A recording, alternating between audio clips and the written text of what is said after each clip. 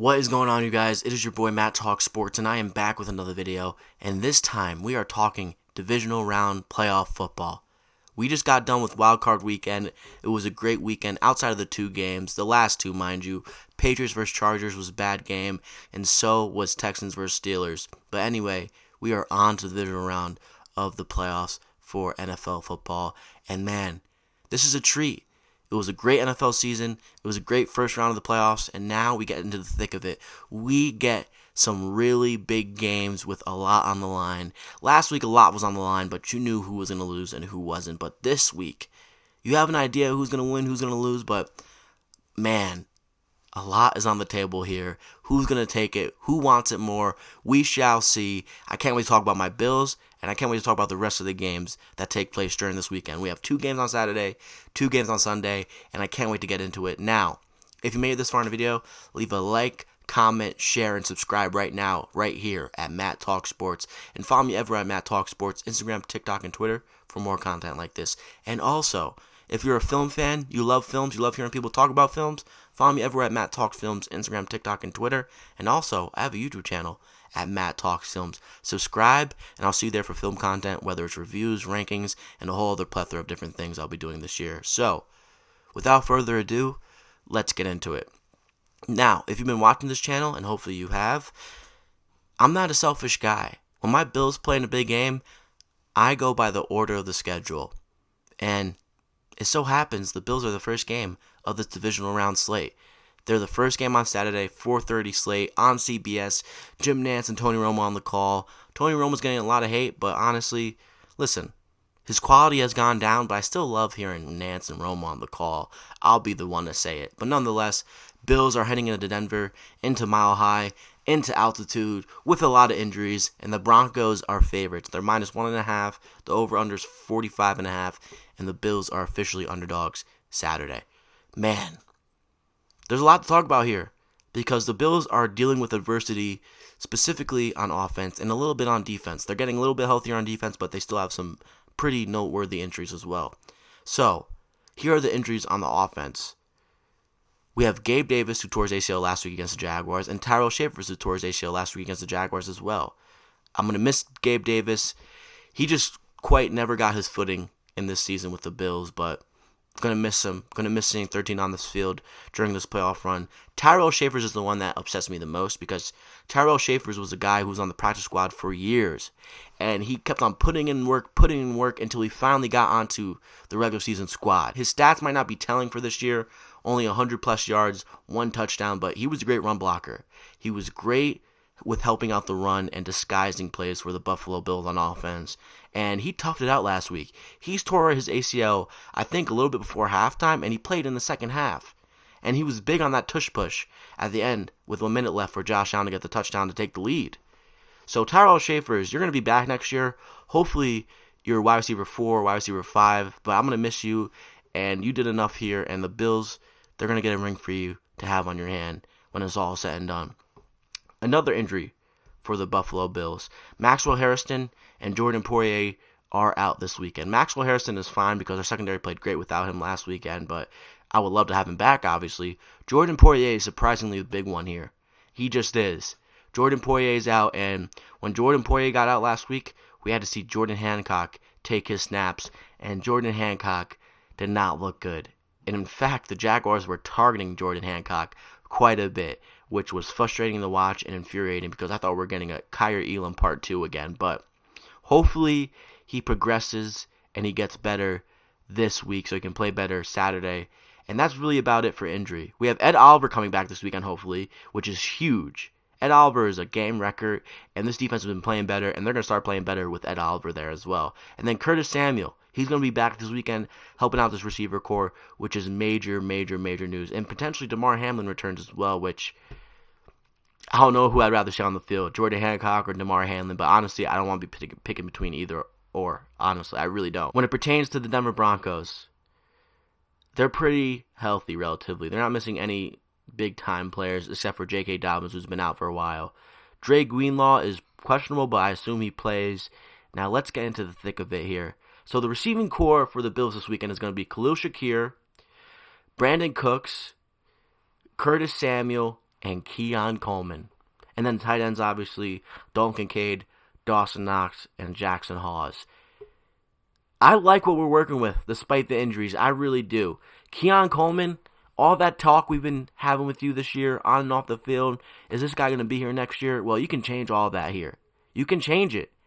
You can really have a redemption arc in this playoffs and have a big game. Last week, you had one catch for 36 yards, which was one of the biggest plays of the game. If you could somehow bring that here into Denver this week in Mile High, that would be huge. If you could somehow multiply that into 60 yards or 70 or 80 yards, I love that as well. But Brandon Cooks has been playing really well.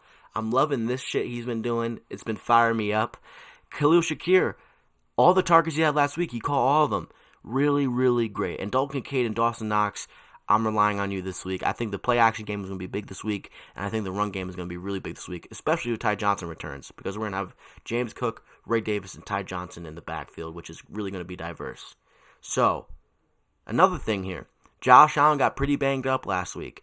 His knee got banged up, his ankle got banged up, his hand got banged up, but he looks good in practice. The pictures we've been taking, no swelling, and he looks fine. So, Josh Allen, I believe in you. I believe in this team on offense, despite the crazy injuries. And I believe in this defense. Poirier is a big injury, surprisingly. Maxwell Harrison's a big injury, but this defense played great last week. And all I've heard this week was the defense did not play great, which is crazy to me. Because this defense had 2 picks, and they had some really clutch stops.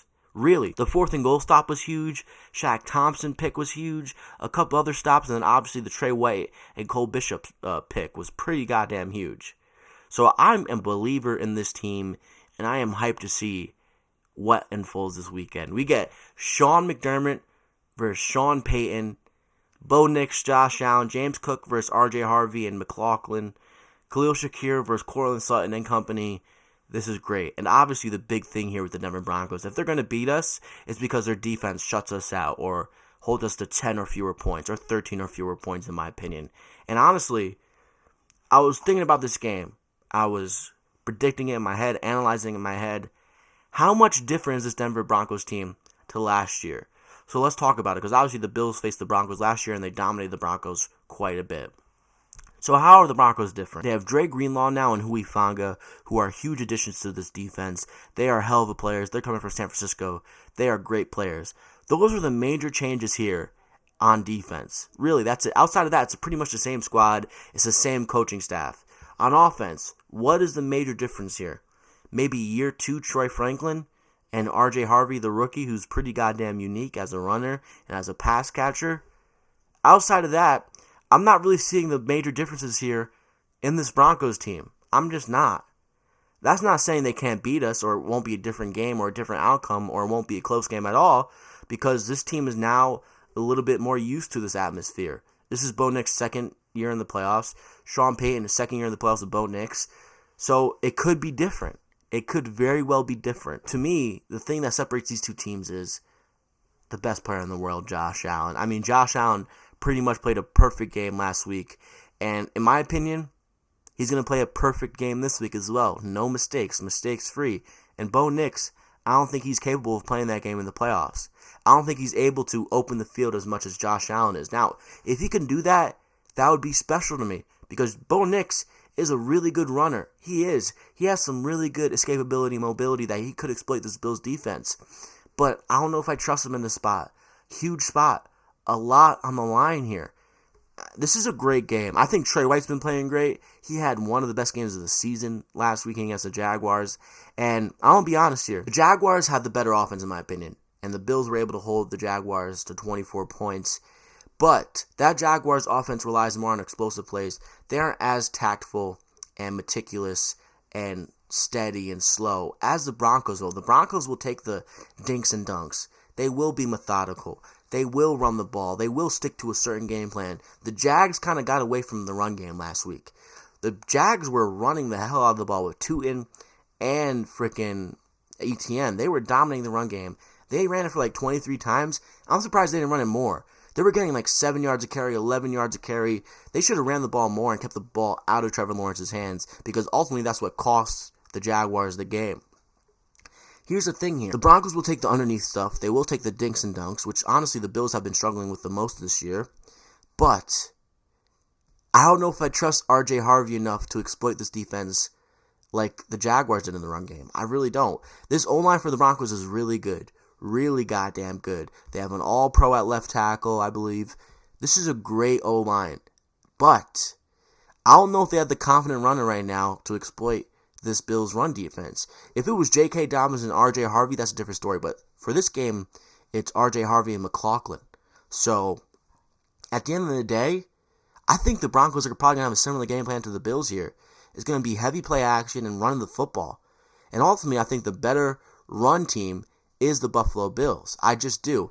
And another key thing to understand here, the Bills have Josh Allen, James Cook, and they have this O-line that just outweighs the Denver Broncos defensive line. They outweigh this Broncos defensive line by 229 pounds. Deion Dawkins, 320. Edwards, 308. McGovern, 318. Torrance, 347. And then Spencer Brown, 311. And then look at the defensive line for the Broncos. Benito, 240. Allen, 285. Jones, 305. Franklin Myers, 288. And then Cooper, 257. I think what's going to happen here, which is shocking, I think what's going to happen here, this is a battle of the interiors. Now, I can very well see this Broncos offensive line potentially having a very good day against this Bills defensive line. But at the end of the day, we're getting Ed Oliver back. And then we're going to have a rotation of Russo, Epinenza, TJ Sanders, Deion Walker, Ed Oliver, Joey Bosa. Like, that's a very good rotation.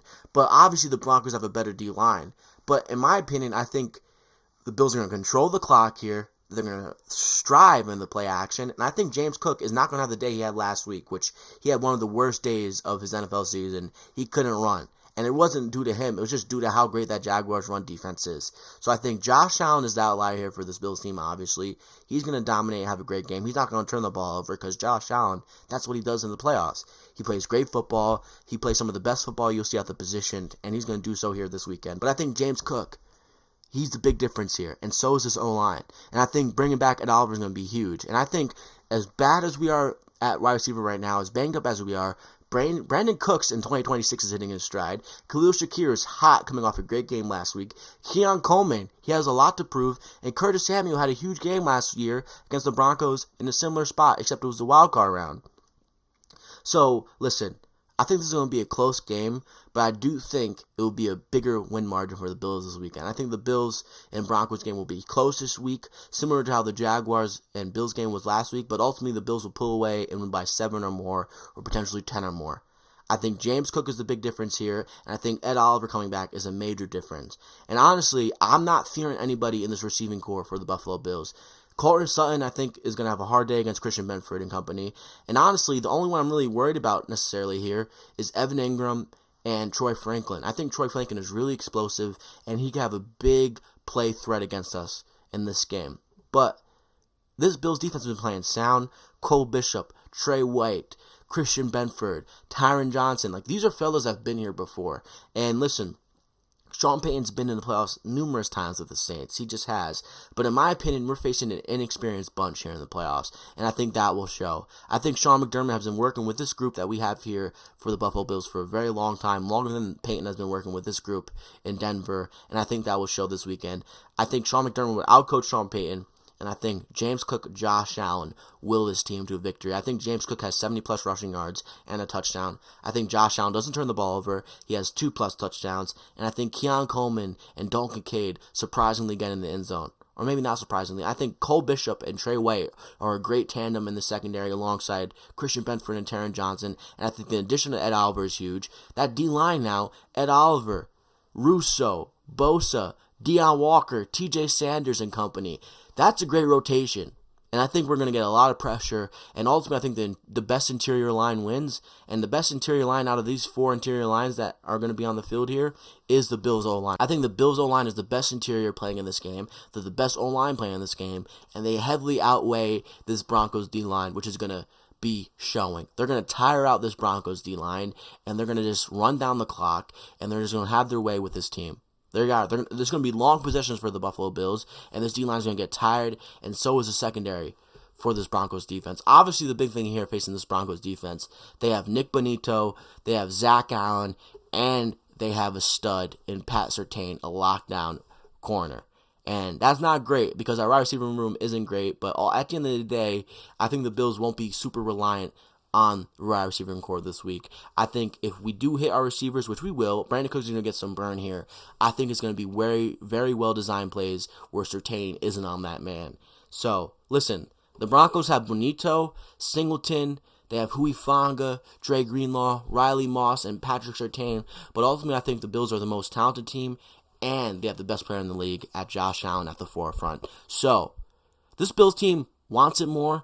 They have a lot more to prove, in my opinion, and the Bills' time is right now, and the Bills get it done this weekend. I think the Bills win by 7 or more, and this is a close game, but the Bills pull away. I think the Bills have the better interior line at the offensive line, and that's going to be the big difference here. James Cook is going to have a day. Josh Allen's going to have a day. Dalton Kincaid and Dawson Knox are going to have a day, and I think Brandon Cooks and Coleman and Shakir have pretty goddamn good days as well. So, I think the Bills win. Obviously, I'm pretty biased, and I think this is a tougher game to predict than the Jaguars and Bills game. Despite the Denver Broncos not having as good as an offense as the Jaguars, they have the type of style that could really hurt this Bills defense. But at the end of the day, this Bills team is humming. This Bills defense is firing out of a cannon. Matt Milano, Christian Benford. Matt Milano is playing exceptional football. Matt Milano, Shaq Thompson. Listen, this team is flawed. Like I say every week, it's flawed. Statistically, this Bills team has some very bad stats attached to it defensively. However, these past few weeks has been a different Bills defense. Matt Milano, Shaq Thompson, Cole Bishop, Christian Benford, Trey White, Taron Johnson. Our defensive line that has a great rotation. Deion Walker, TJ Sanders, now Ed Oliver, Russo, Bosa, Epinenza. This is a great unit, and they hit hard. Granted, they're going to get gushed on a couple of drives, but they're going to be a lot of clutch stops, and guess who's going to capitalize? 17, 4, 0, 10, and 18. And even you could throw in 88 and Dalton Kincaid. So let's go Bills. The Bills will prevail, and the win margin for this game will be bigger than last game's. They're going to win by 7 or 10 plus, in my opinion. Bills win. They go into Denver at 4:30 with Nance and Romo on the call, and they get the win. They get the win. This isn't going to be an easy win. We're heading into Denver, mile high. But at the end of the day, I have confidence in 17. I have confidence in McDermott. And I can't wait to see how this game turns out and pans out. Let's go, Bills. Let's get the job done. We stay right here. Shooters fucking shoot, like Josh Allen says. Shooters fucking shoot. We stay right here. We don't fucking blink. Let's go, Bills. Let's go, Bills. Let's go fucking Bills. Let's go. Let's do it. Divisional round weekend, the Bills move on to the AFC Championship, and we get to see who we get to play on Sunday. And I have a feeling it's going to be the Patriots. Bills versus Patriots, AFC Championship. What a game that will be if everything falls the right way. Alright, sorry for talking like 18 minutes or so about this Bills game, but they're my team. I'm going to talk that long about it. Seahawks versus 49ers is the nightcap on Saturday, 8 o'clock. Seahawks, we just saw this on January 3rd. Seahawks beat the 49ers in San Francisco 13-3, and they had a previous matchup early in the year where I believe the 49ers won 17-13. So both of these games have been low-scoring affairs. The Seahawks open up as 7-point favorites in Seattle. The over-under is 45.5, and obviously the Seahawks are favorites here. What a game. Fred Warner is pushing to play in this game, which is insane to think about. I'm going to say it here. I think Shanahan and Saleh should win Coaches of the Year. I think what Shanahan has done for this 49ers team is his greatest coaching job. He should win the head coach of the year easily. I get it. Vrabel, McDonald have been great this year. Not as great as Shanahan. What Shanahan has had to deal with both at quarterback and defensively is insane. And somehow they prevailed, and they're in the divisional round of the playoffs. Think about that. Bang, bang, Niner gang. That's crazy. You guys should be pumped up. With that being said, I would be absolutely shocked if the 49ers win this game. If the 49ers win this game, this might be one of the greatest coaching jobs I've ever seen. Now, it's the greatest coaching job of 2025, 2026. But if the 49ers win this game in Seattle, this is the greatest coaching job of all time, maybe. Maybe. Tom Coughlin, those 2 Super Bowl wins with the Giants, you can argue. But this is crazy. How? How would they do this here? They're facing arguably the best defense in the NFL. They're facing a team off the bye. They're going into enemy territory. A very, very, very harsh stadium to play in. This is nutty. This is nuts if they pull off this victory. I think the Seahawks win here. Obviously, the big caveat is this. Sam Darnold. I've been on this channel. I've been saying I don't trust Sam Darnold. He proved me wrong this year. They got the number 1 seed. They went 14-3. He proved me wrong this year. In the same breath, there's been some spots against the Rams twice where he's been very shaky, and honestly in the second game, he kind of got bailed out despite playing very well towards the end of the game. But he dug himself into that hole. He dug himself out, so he earns props for that. But I'm shocked here if the fucking 49ers win this game. I think they're overmatched here. And I think the Seahawks are well rested. Now, the thing you have to worry about with 1 seeds is this. Are they too well rested? Are they rusty heading into this game? That is a great point. That could very well be true. But I think Mike Macdonald is a great head coach. I don't think he's going to allow his players to be rusty, which is a crazy statement to say because how can you control a player being rusty? But I believe that. This is a great game. I mean, Brock Purdy played great last week. Evidently so. I know he threw 2 picks, but he really impressed me, and I'm starting to change my mind about Brock Purdy. He had a 58% completion percentage last week, and that was the lowest completion percentage he's had in 4 weeks. Before that, it was all 70 and above. He had 2 passing touchdowns on 262 yards. He had the 2 interceptions, but he was really methodical, and he was very effective scrambling-wise as well. This is a really good game. Listen, McCaffrey, they're having a hard time running the ball, and they're not going to be running the ball this game at all, in my opinion. They're going to have a hard time. And in my opinion, the Seahawks figured it out 2 weeks ago against this 49ers team. I don't know what the 49ers can do differently offensively to somehow shake up the Seattle defense. It would just have to take poor execution from the Seattle's defense and the players that we know on that Seattle defense not to show up somehow for the 49ers to do anything of note. And then you go to the offensive side for the Seattle Seahawks and the defensive side for the 49ers. Now, the 49ers have held the Seahawks to 14 points or less in 2 games they played this year. I think this is a threshold where the Seahawks get above 14 points. Maybe it's 17 points, maybe it's 20 plus, but at the end of the day, I think the 49ers, they finally come down to earth. Now, I've been predicting that. I predicted that last week, but the Eagles let me down. I think the Seahawks shut down this 49ers offense as much as they can. 6 or less points, 7 or less points. And I think the Seahawks offense finally breaks open this banged-up 49ers defense. I really do. I think Kenny Walker, Charbonnet, and JSN, Shaheed, and Kupp have a day. I think what Clint Kubiak and company have been drawing up over this past week is going to really open up this 49ers defense. And really, this 49ers defense is one-dimensional heading into this game. They can't run the ball. As great as McCaffrey is, they just can't. They really can't. McCaffrey on the season, when you look at his season averages, he's averaging 3.9 yards a carry. And last week, he ran 15 for 48 and 3.2 yards a carry. The week before against Seattle, he had 8 carries for 23 yards, 2.9 yards a carry.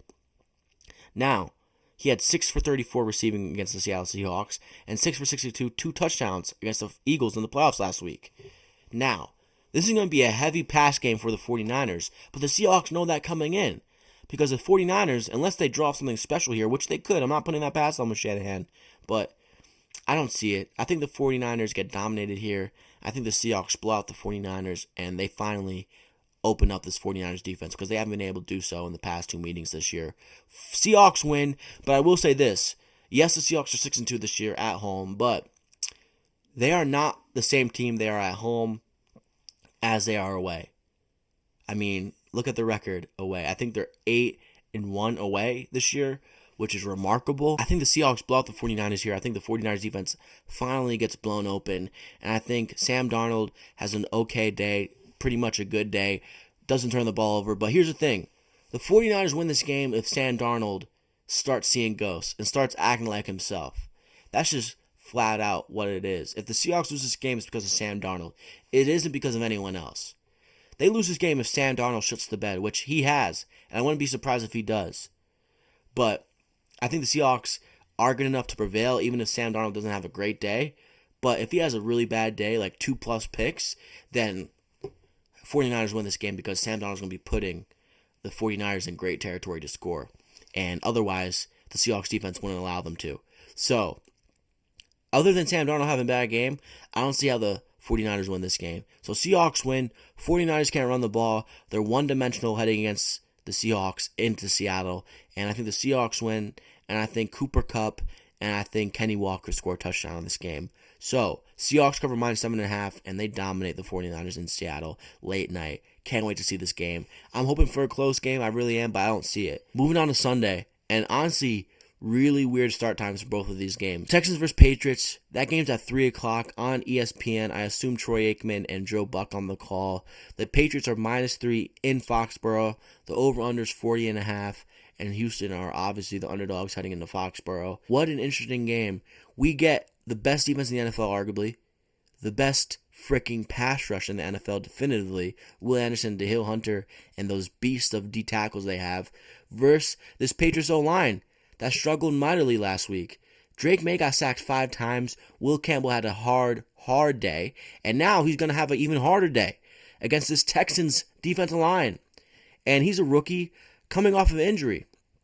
So it's not like you can fully blame him. But man, he's in it.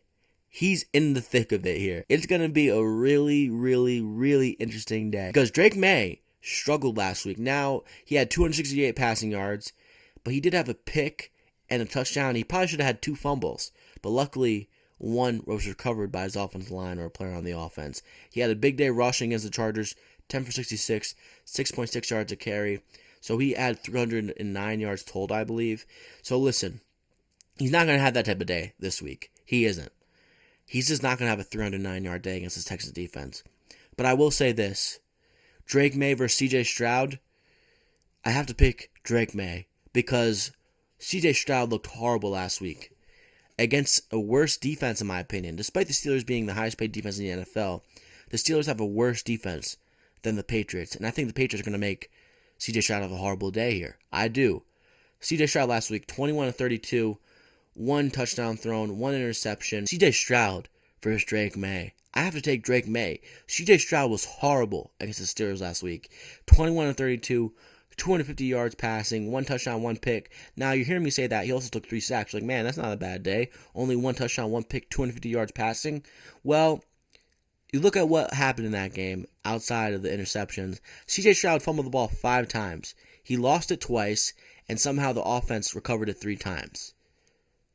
So C.J. Stroud was trying his best to throw that game away for the Texans. He also had the audacity to talk shit to the Steelers crowd afterwards, after having that horrible game, which is crazy to me. The biggest thing here with C.J. Stroud is he might be without Nico Collins. 2 hours ago, Nico Collins wasn't spotted at practice Thursday, which is huge, with a concussion. So, most likely, he's not going to play. So, it's probably going to be Christian Kirk, Jaden Higgins, Xavier Hutchinson, Cade Stover, and Dalton Schultz, Woody Marks, and Jalen Noel. Now, Christian Kirk coming off a great day, 8 receptions, 144 yards, 18 yards to catch, 1 touchdown. He's not going to have a day like that with Christian Gonzalez opposing him, in my opinion, especially if he's wide receiver 1. Woody Marks had a great day as well. This O-line for the Texans dominated this front 7 of the Steelers, which is embarrassing if you're a Steelers fan because your team is very highly paid. Woody Marks, 19 carries, 112 yards, 5.9 yards a carry, 1 touchdown. Nick Chubb, 10 for 48, 4.8 yards a rush. Overall, the Texans ran for 31 carries, 164 yards, 5.3 yards a carry, and 1 touchdown. They're not going to do any of this week because, in my opinion, the Patriots are a way better coached team than the Steelers, and their defense is way better. Now, the thing with the Patriots is Christian Gonzalez was laboring last week, I believe. So, Christian Gonzalez, same like Nico Collins, had a concussion, except he was spotted at practice, and he was expected to practice on Wednesday. We haven't got a further report on here Thursday, but I assume he plays. I assume Nico Collins doesn't play, and to me, that's a big thing. Now, this is going to be a very low-scoring game, in my opinion. Extremely low-scoring. All that matters here is who protects the football. Really, who's going to protect the football more? Now, Drake May is going to be thrown into situations where he has to take massive hits. Danielle Hunter and Will Anderson. Danielle Hunter has 15 sacks this year. And then forget Danielle Hunter in the front 5 or the front 4. You have Al-Shaair, Toa Toa as your linebackers. And then you have your secondary for the Texans. You have Derek Stingley Jr., Petrie, Lassiter. I mean, that is a ridiculous bullock. I mean, that is a ridiculous secondary. This is the best defense in the NFL. The thing that's holding this Texans team back, and I think might be a discussion, might be a topic for this organization moving into next year, especially if next year the same thing happens, is C.J. Stroud.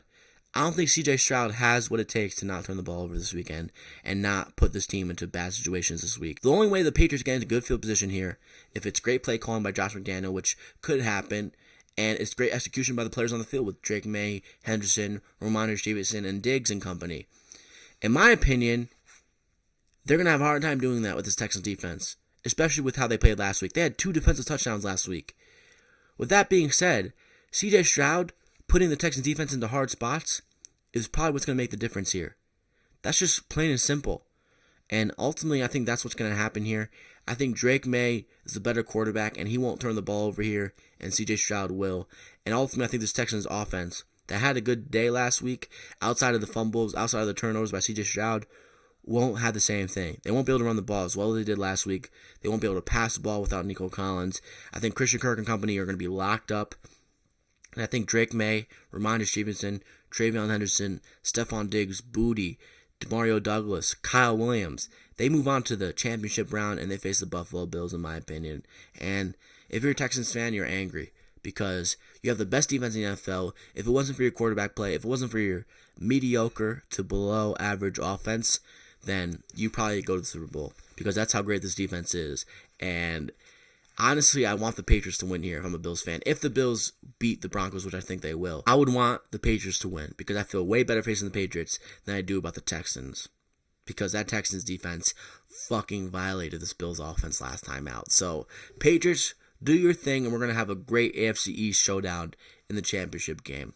So, I think the Patriots win despite the Texans defense best efforts. I think C.J. Stroud cost the Texans this game. I think Drake May in his second year is heading to the championship round. So, Patriots win. They cover in New England, in Foxborough, and they have a home game next week against the Buffalo Bills, hopefully. Moving on, arguably the best game of the weekend here. Bears versus Rams in Chicago. The Bears are underdogs, plus 3.5, plus 164 on the money line. The over-under is 51.5, and man, this is going to be a shootout. We got Ben Johnson versus Sean McVay. We got the young buck, Caleb Williams, versus the old, savvy Super Bowl champion and potentially MVP, Stafford. We got Monangai and Swift versus Kyron Williams and Blake Corum. We got Puka Nacua and Devontae Adams versus Odunze and DJ Moore and Luther Burden. We got 3 great tight ends versus 2 really good tight ends, or potentially great, Colson Loveland and Cole Kmet versus Parkinson, Ferguson, and Higbee. This is some great stuff. And ultimately, whose defense is worse? Who's the better coached team here? That's what this comes down to. That's really what this comes down to. Who can force the ball over here on defense? Who can somehow manufacture a stop? Can the Bears defense, who leads the league in turnovers, forces turnover from Stafford and company? Can the Rams, who have great young players, Byron Young, Jared Verse, can they somehow force a turnover from Caleb Williams and company here? That's what's on the line here. Generally, Poona Ford, is he going to be good to go? He's questionable. The secondary for the Rams that already sucks is without Witherspoon. C.J. Gardner-Johnson, is he going to be able to play? DJ Moore's questionable as well. I assume all the Bears that are questionable this week are going to play. C.J. Gardner-Johnson, who missed last week, is he going to play? If he does, that's huge because he's been really good for the Bears this year. 2 picks, a forced fumble, and I think he has like 3 sacks or so. The dude is a monster. And really, which defense is worse? Or which offensive play caller is going to exploit the other defense more? This is going to be a shootout. 6:30, NBC, Tirico, Collinsworth on the call. Man. I think I'm going to do it. I think I'm bear down. And I'm bear down. I am bear down. The Bills and Bears are lockstep. We are brothers in arms here. Bears coming off an insane comeback against the Packers in Chicago last week. Late night, Saturday game. The Rams are coming off a shootout and a way too competitive game against the Panthers. Man, the Rams are the better team offensively here, right? They just are. Stafford, Kyron Williams, Blake Corum, Puka Nacua, and obviously Devontae Adams. And then you throw in the 3 tight ends that they like to use quite a bit. Higbee, Parkinson, and Ferguson. But The Bears are not inept.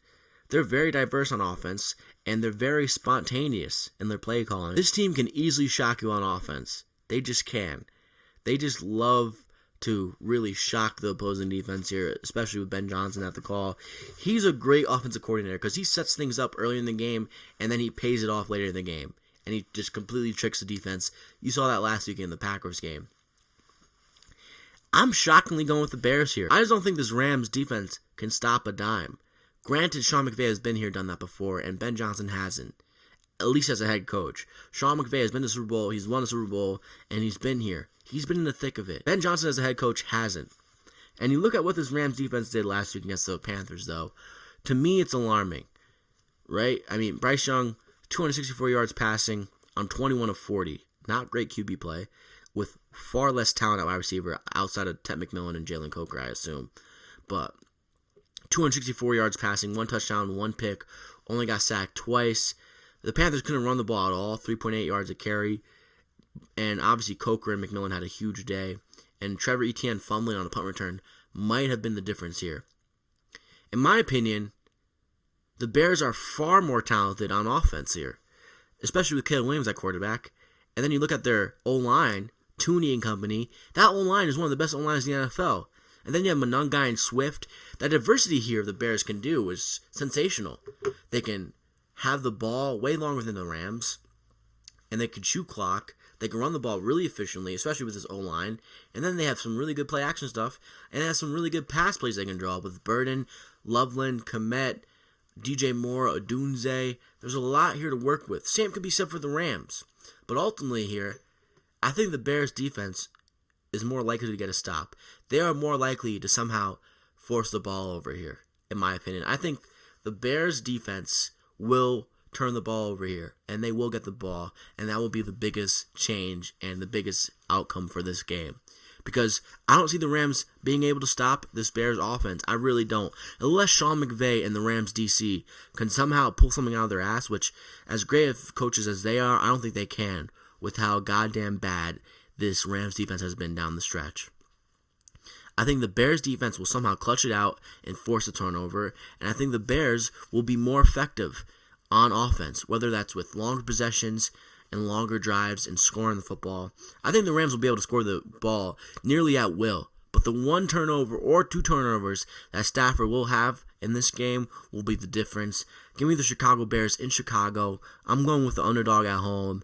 Give me the Bears, and I have Loveland scoring a touchdown, and I have Odunze scoring a touchdown. This is going to be a shootout, but ultimately turnovers will decide this game and the better interior. And to me, the Bears have the better interior O-line, and they will be able to force a turnover on defense. So give me the Bears. Give me Caleb Williams, Ben Johnson. For the second year in a row, a very, very young quarterback will be heading to the NFC Championship.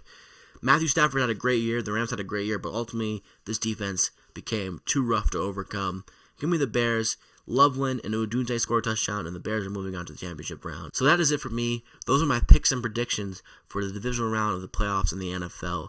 What a slate. What a weekend. Here are my overall picks for the divisional round of the playoffs this weekend.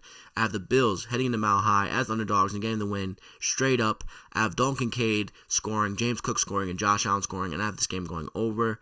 I have the Seahawks covering against the 49ers in Seattle. Late night, I have Kenny Walker and Cooper Kupp score a touchdown, and I think this game goes under 45.5.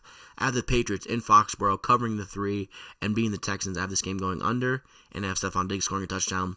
And then I have the Bears in Chicago getting another win as an underdog, and I think this game goes over the 48.5. Bears win outright as underdogs, and I have Odunze and Loveland scoring a touchdown. And those are my picks and predictions fully for this divisional round of the playoffs in the NFL. It is your boy, Matt Talk Sports. Follow me everywhere at Matt Talk Sports, Instagram, TikTok, and Twitter for more content like this. And subscribe right now and share if you made it this far. And also, let me know in the comments if your team has made it this far into the divisional round. And let me know who you have winning in these games. And let me know who you have scoring. Let me know if you have these games going over or under. Let me know so I can know if you made it this far in the video. And also, if you like film content, follow me everywhere at Matt Talks Films, Instagram, TikTok, and Twitter for film content. And also, I have a YouTube channel. Subscribe at Matt Talks Films.